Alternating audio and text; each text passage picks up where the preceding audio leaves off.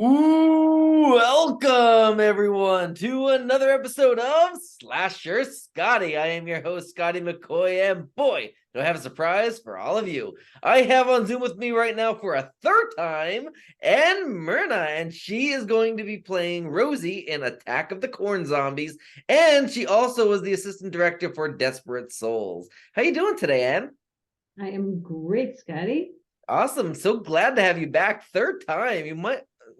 I think I only had a select few on for 3 times. I don't think I had anybody on more than three. And I know you're going to be on for a fourth time eventually. So, Oh yeah. so we'll definitely be having you with me. Absolutely. So for the people that haven't seen the first two interviews, or and this is the first one watching, or if they just need a refresher, let's just kind of give everybody a refreshing dose of who you are and let everybody know, how did you get your start into filmmaking and acting? Okay, so I decided when I was in my late 50s that I wanted to be on TV. It was kind of like a bucket list thing. I had been working in information technology for over 40 years, and it's not as creative as some other fields, and wanted to get a little creativity into my life. So I figured out how to do background acting for the shows that film in the Chicago market and did that for a while, took some acting lessons. I had done plays in high school, so it wasn't like I had no exposure to it before, but that was a very, very long time ago. And so eventually got an agent or two and started booking, student films, independent films. And I really like the passion that comes along with independent filmmakers. They're not doing it for the money because it's really hard to make money as an independent filmmaker. Basically we try to cover our costs. So everybody who does it actually wants to be doing it and wants to make a good film and wants to contribute as much as they can. So that brings me a lot of joy besides actually doing the acting part. And then I kind of moved from acting to producing, and then on some films I do both. Oh, awesome. Yeah. So before we can even go into Desperate Souls and Attack of the Corn Zombies, kind of give us an update on what they are. What is the synopsis of both of these films? Well, Desperate Souls is a horror romance film, and it is about a young enchantress who is a succubus. So she derives energy from having intercourse with men and basically totally drains their energy, which ends up killing them. And she seeks out people who are in very desperate situations.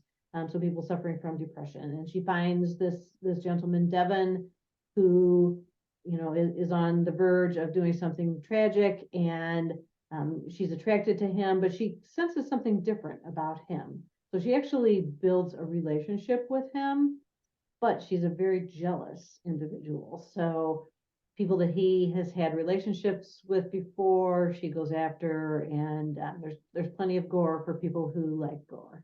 Nice. So this is with Jamie Apple and Angel Bradford are in it, correct? Yes. Awesome. That's awesome. They're amazing people, great people. Oh yeah, yeah, and that is available now on Amazon Prime Okay. Video. It just came out about a month ago, and also it's available on Blu-ray and DVD through the Acrostar Films website. Awesome. Awesome. And what about Attack of the Corn Zombies? Attack of the Corn Zombies is a totally different beast. When we were filming, it came from somewhere, which was September of last year. We were at an Airbnb in central Illinois and surrounded by cornfields. And as the night went on, after we were done filming, sitting by the fire pit, having a few drinks, hanging out, getting silly, and some folks started kind of running through the corn a little bit, which was like way higher than your head. I mean, it was super dense. Making little TikTok videos and stuff like that. And then we thought, well, wouldn't it be fun to make some kind of a movie that involves corn? And how about zombies? And so Steve Herman, with all his creativity, got his wheels turning and came up with a script for Attack of the Corn Zombies. So it's set in 1969, and we've got hippies and we've got greasers and we have a couple of farmers. So Lynn Lowry is in that one. I'm privileged to share a scene or two with her. Um, and basically, the corn is a big thing for this town, and people eat a lot of it, and things start getting wacky, and the zombies start appearing, and again, a lot of blood. We made a lot of blood production. That's what I love about you guys. You guys are so creative with these movies. Like you don't see movies with succubuses and corn zombies. You know what I mean?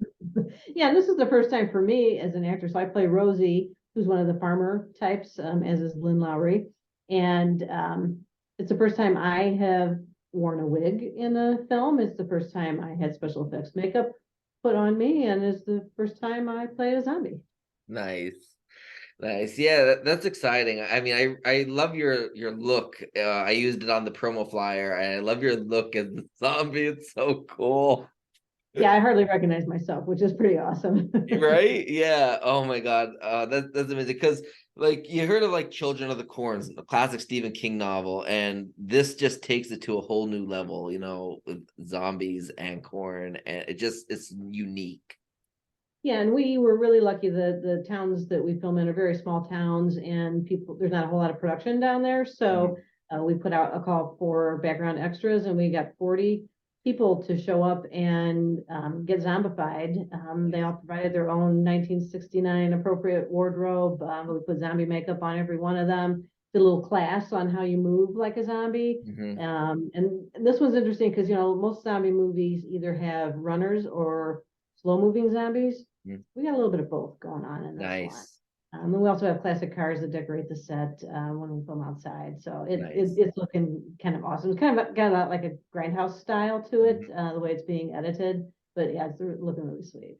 Nice. I noticed that with like small town filmmaking and productions because like with our 72 film, like we had a casting call for extras for zombies, and like we got hundreds of them that we had to turn people away because Oh, we had too many. And yeah, even though it's like, oh, that's great to have all this help, but it still costs money to buy the makeup to transform these people into zombies.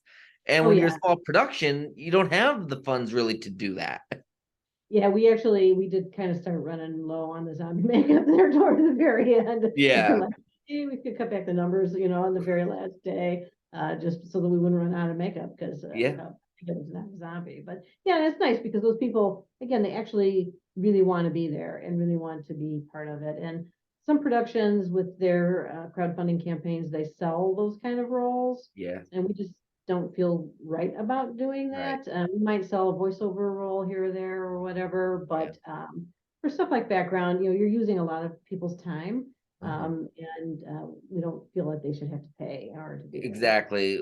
I think even for our crowdfunding, we had like maybe 3 or 4 spots that you could pay for a role, but we made sure that the role was a really nicely outputted speaking role where they got an intense amount of airtime on camera. Because Yeah, if you're forking out their hard-earned money, I'm not giving them a side role where they're just a zombie walking down. Like right, that's not worth it. right, Yeah, agreed. absolutely. So speaking of the makeup process, what like did you like? Because I remember seeing yours, but was there any like makeup where like there was a corn in one of the zombies' head or anything like that? Yeah, we did some of that. So I had bought 50 ears of corn to use as props, and that was, like new fresh corn, cooked about half of it and used the other half uncooked. Plus, then we had people like scrounge around in cornfields because we filmed in May, so there was Okay. no corn really growing yet, but like leftover junk that was just laying around in the field. So those scraps were what we were sticking on people with latex. Okay. Um, so we didn't put that on everybody, but everybody did. So Beth Metcalf was in charge of the special effects makeup for this, and then Ashley Hefner and Hope Hefner helped Okay. out. So we would put people through kind of like an assembly line process, and we would pick who got like the corn pieces on them too, because you have to get that latex on, let it dry, Yeah. adhere everything. Um, so yeah, I think with mine, I had some corn kernels stuck on my cheek, and then like some stalk coming out of my neck type of thing. That's Basically, really people cool. were kind of like turning into the corn. That's really cool. It's such a unique idea. Even the same with Desperate Souls is such a unique idea because how many films do you see that have succubuses in it or succubi? Is it succubi? Right, right. Yeah. Well, and that's one thing that's great about Steve Herman as a writer is that he has original ideas. Right. We've talked about doing fan films. just can't bring ourselves to do it because he has such good ideas and he loves to develop characters. And to him, there's like no point in just reusing somebody else's characters. Like there should be new characters and there should be relationships between the characters, and not violence just for the sake of violence, but it's part of the story. So it always kind of comes back to the story. Yeah, and like when you do like a fan film, for example, Friday the 13th, you can't really make money off it, which means you can't sell DVDs. Yeah, you can't really have a premiere per se. I mean, I guess you could if you don't get caught, but like you really, I mean, legally you're not allowed to because you don't own the rights. So where you, as you do, for example, Attack of the Corn Zombies or Desperate Souls, or It Came From Somewhere, you get to make any of the profit you make, you get to keep it. It doesn't have to go into your next production because it's your work. Right. Yep, absolutely. So I guess what was the hardest part in getting both of these films made? Was it just the money, scheduling, anything else? Desperate Souls went very smoothly.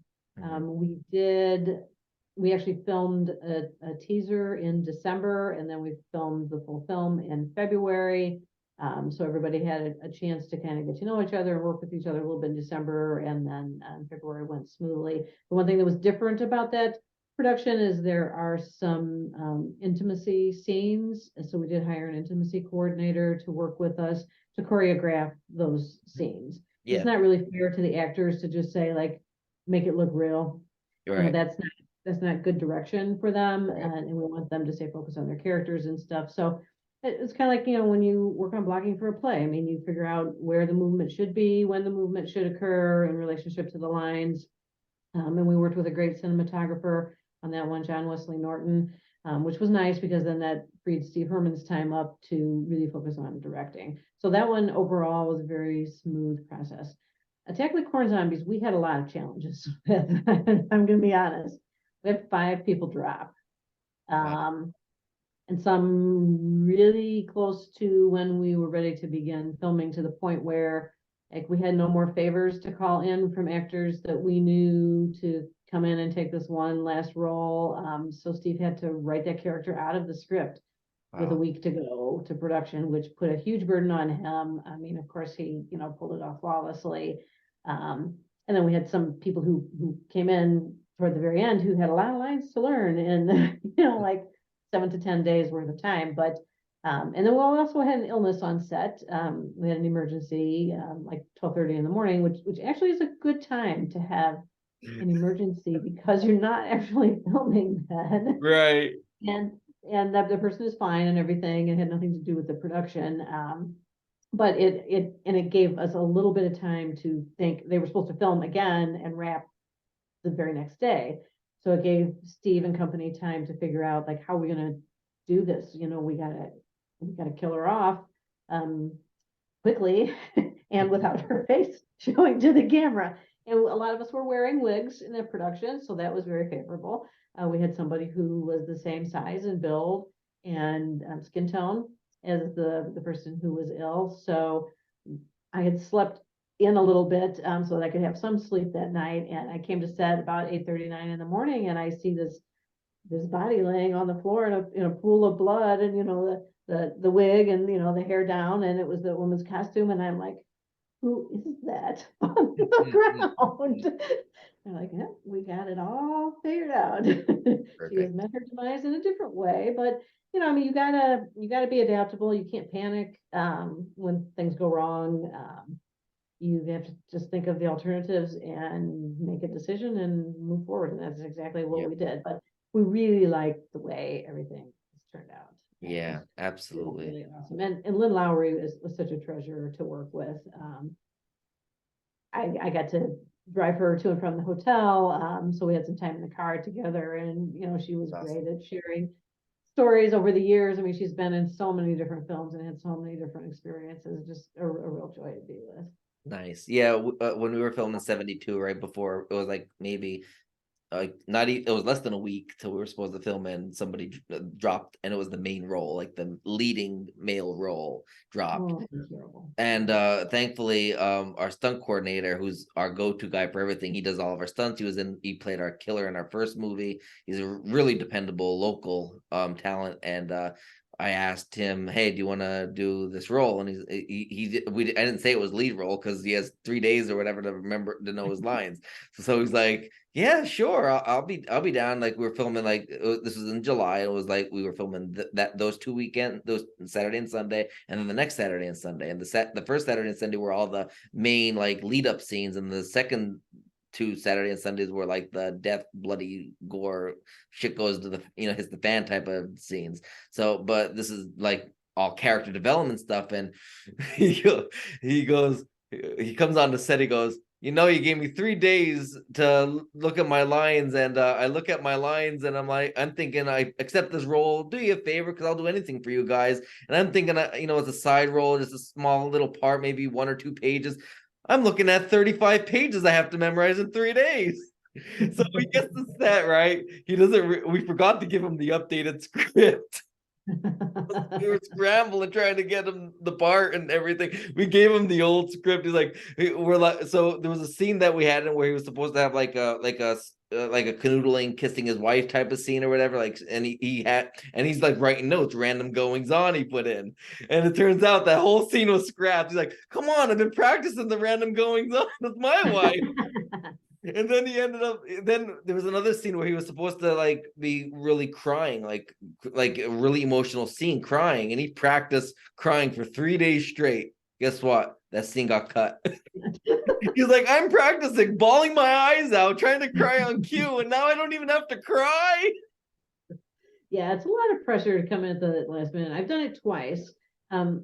Once for like an infomercial through my agent, where she was like, like, "Are you busy tomorrow?" kind of thing. And I'm like, "No, actually I'm free. How would you like to, come and do this commercial?" And I'm like, "Fine." I mean, commercials are easy. Sometimes you don't have to say anything. You just smile like a fool the entire time and you make good money. So she sends me the script, and it turns out the location was like a 3.5 hour drive from my house, and the call time was like 9 a.m. and it was 13 pages of dialogue. And I started to kind of panic a bit. And I called her, and I'm like, I'm not a quitter, but I might have to quit. Like, I don't know if I can physically do this. And I would have to really drive up tonight.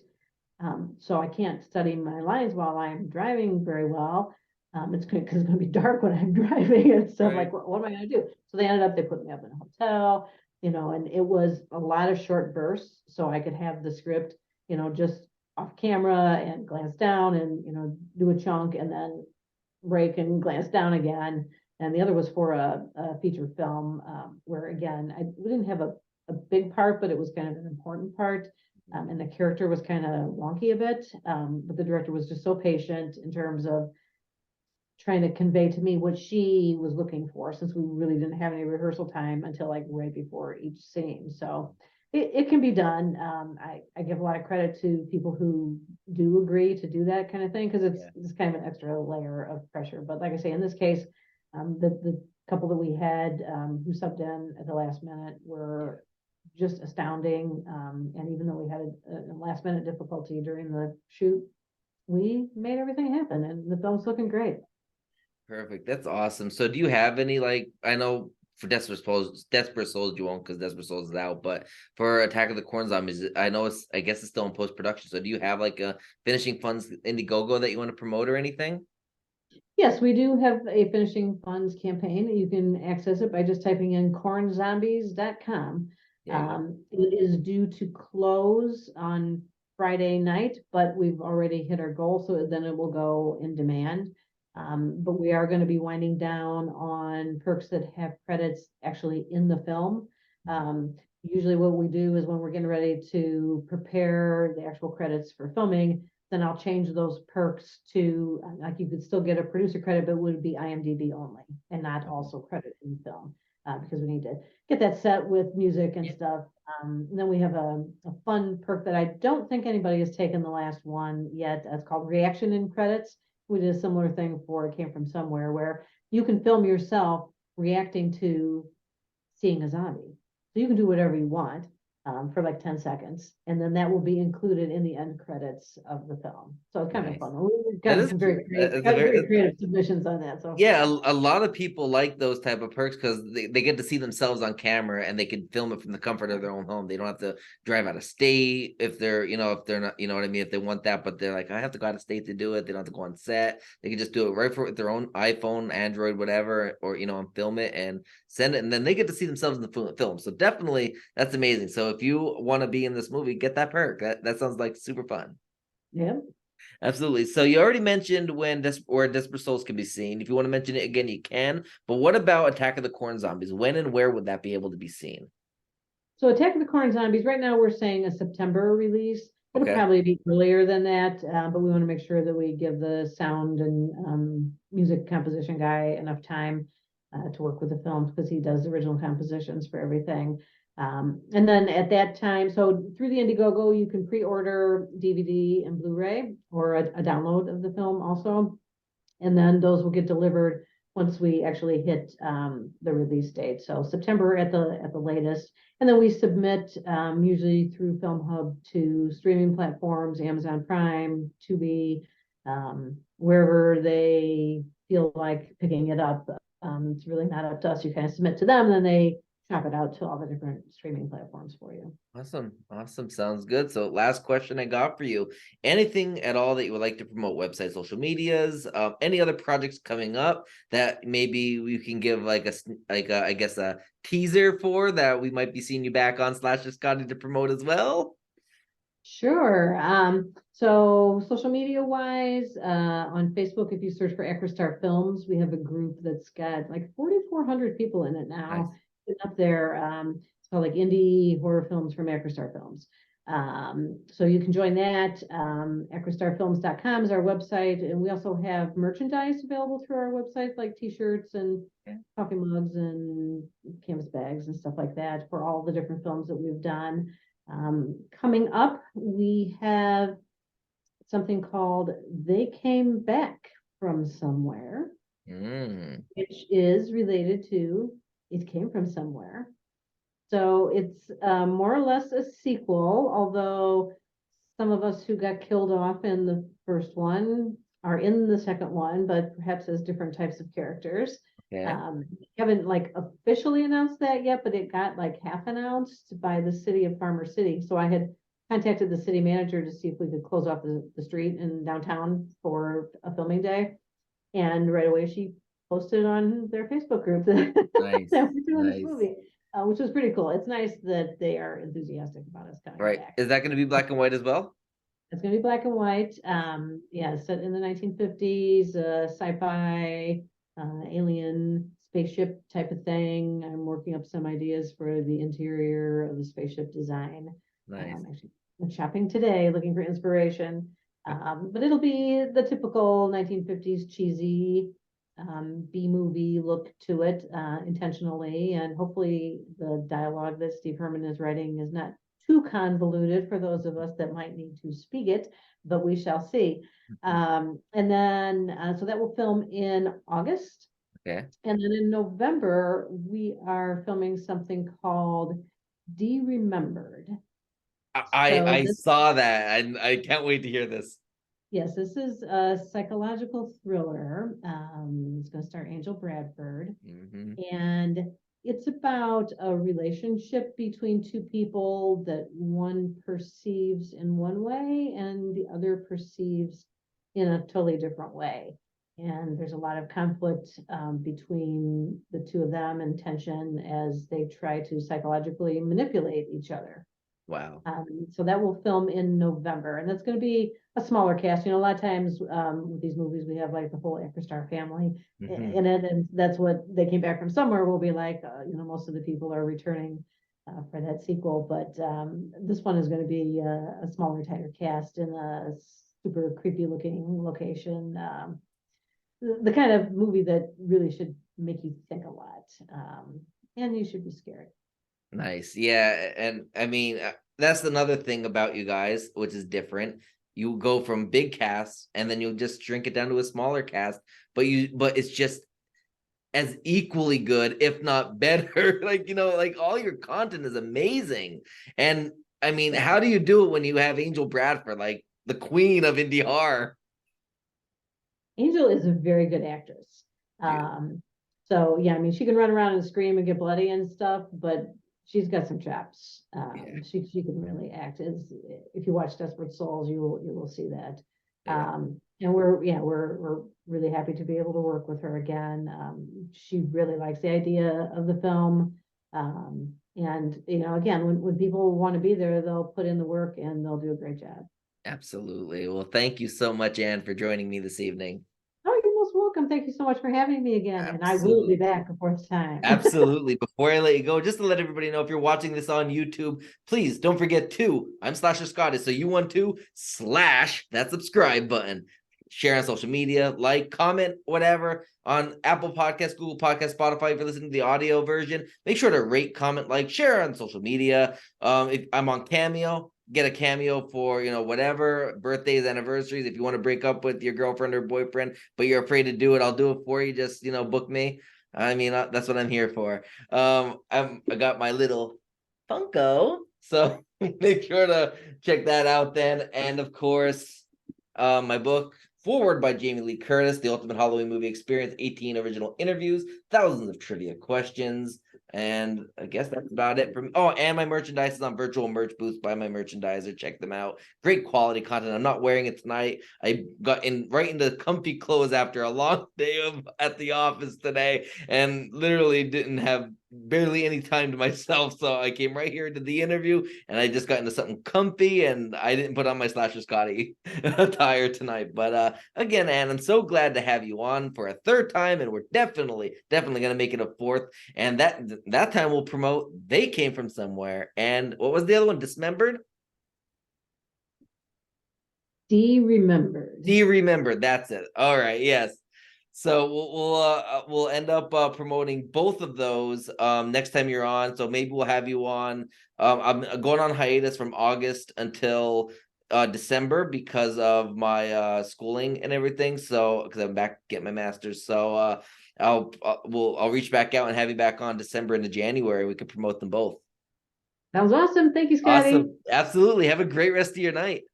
All right, you too. All right. Bye.